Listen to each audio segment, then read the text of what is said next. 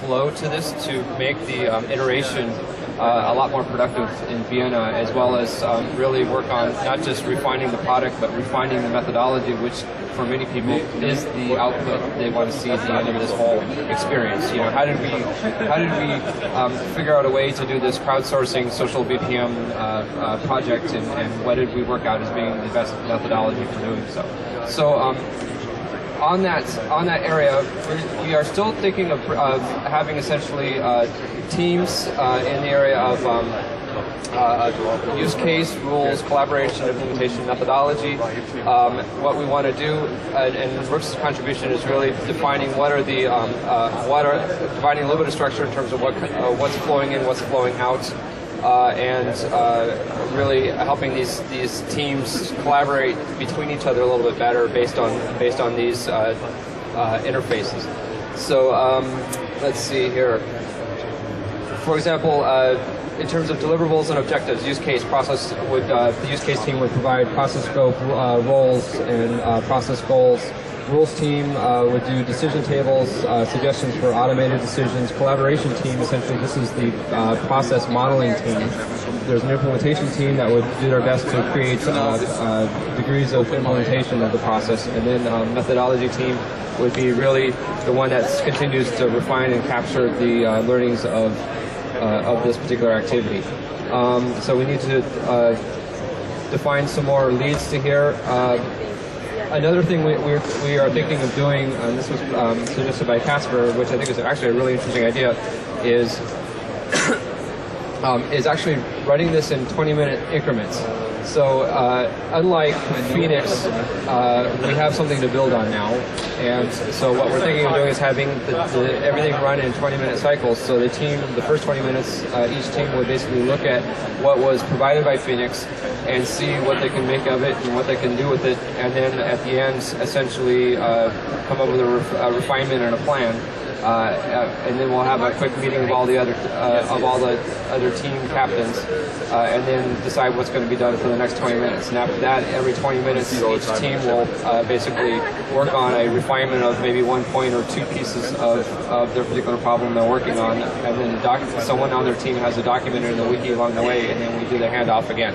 So every 20 minutes, there will basically be a reporting or feedback to the other relevant teams, so that hopefully we can get a iteration and cycling of some of these deliverables, so teams can actually build on the stuff as they flow. And doing this in 20-minute increments makes it move a little faster, keeps it a little bit crisper, and also this way we can keep the people, instead of having to completely reinvent the car, they can work on one of the wheels or something.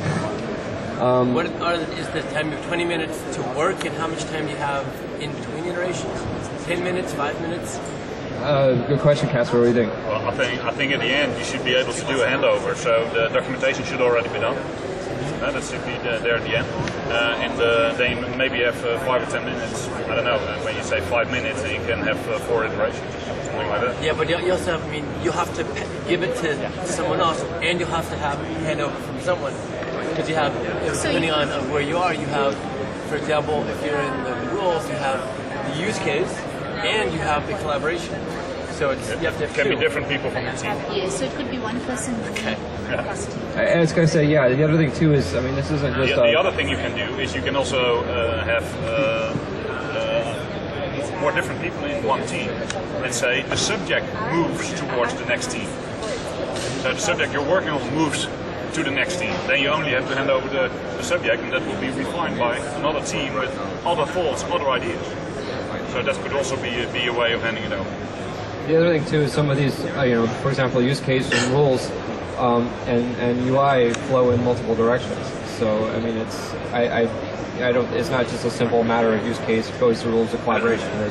There's touch points between several of these teams. So I mean, when you're passing the message, you're going to have to pass your message or send your messengers out to a few different things. So I think maybe we it's need... not limited to the. So we can have people with hats on. One is the handover hat. Well, it's multiple handovers, right? So I mean, the use case team is probably going to be sending its entire team out to everybody. Okay, so maybe something like 20 minutes for implementation, and then 5 minutes of handover along with the documentation. I mean, you can't just say, "Oh, ta-da, here's everything." The person has to be able to tour them tour them through the wiki and say, this is what we've done, any questions, that kind of thing. Because that's also part of the handover is any feedback. What kind of questions came up when you were doing the handover. How many iterations are planned? How many iterations are planned? Till we drop. Till we drop. I think it's a good idea to hand over and to another team. And maybe there's also a possibility to let this team focus on the subject, but do a recap every 20 minutes, and then share all thoughts from all the teams together, and then work back on your own subject. So we're starting at what, 8:30? 8:30, that's a little better. So, you got to figure the first one is really going to be just assessing where you're at. And what you're going to want to work on. Introduction.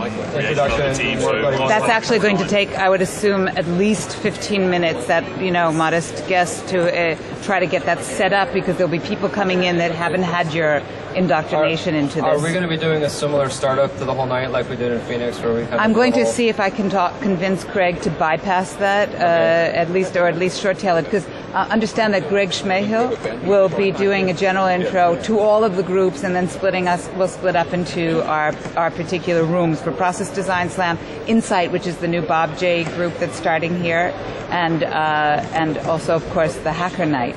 And what we might be able to buy time in doing is not, stay with the general group too long. We'll have some social time with them when we break to eat, which will be at around 9 o'clock. So we only have half an hour, and in that time, we need to set up our own organization, understand who we are inside as a group, and then get the first cycle at least sitting and so. But how do we ensure that everybody is brought on the same level of knowledge? Because we are people here who were in Phoenix, people who have been working for the last 3 months, and there will be a lot of newcomers in the group also. It's the same problem in Phoenix. Yeah, the new people just have to spin up and ride along. Yeah, it's but really the only way. I was thinking about, like we discussed yesterday evening, I like the idea about if we could start explaining the use case, the business model that you lay out in Phoenix, so people understand, okay, this is a utility company, this is the challenge, this is what we would like to achieve, this is where we are today, because otherwise maybe a lot of people will get lost the first 20 minutes and don't know really where to add value.